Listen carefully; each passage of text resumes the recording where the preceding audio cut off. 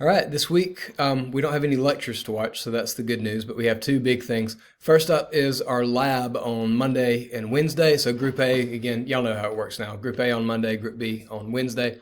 It is Lab 4, and it's going to be on diffusion and osmosis. So this is something we talked about in Chapter 5. If you have not watched that Chapter 5 lecture about the cell membranes, make sure that you watch that before you do the lab because you'll need to know all that for this lab to make sense, all right? Do me a favor too. So our test, this is the real big thing, is our test is going to be on Thursday and Friday. It'll be open 48 hours just like the last one was.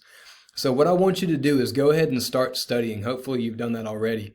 But when you come to class on Monday or on Wednesday for your lab, let me know if you have any questions. We don't have a ton of free time, but we'll have a little time to do like a quick review. And if you've got any questions about anything on chapters 3, 4, or 5, we can go over that for a second before we start the lab. All right.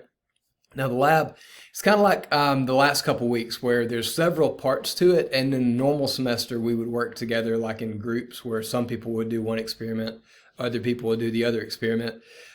We don't have enough equipment for everybody to do every single lab exercise this time, so I'm going to demonstrate one or two of them. You'll do a few of them, and then we'll kind of get our results and kind of share that with each other. All right. Test again Thursday and Friday. That's the big thing. Make sure you are studying. Pay attention to the instructions when you take that test. I'll go over this with you when we have lab, but make sure you pay attention to the instructions as far as your environment video and like making sure that you're taking the test, the webcam is centered on you, that you're focused on the screen and all that good stuff. If you have any questions about any of that, let me know. But that's it for this week. So if you have any questions, let me know, and I'll see you for lab on Monday or Wednesday.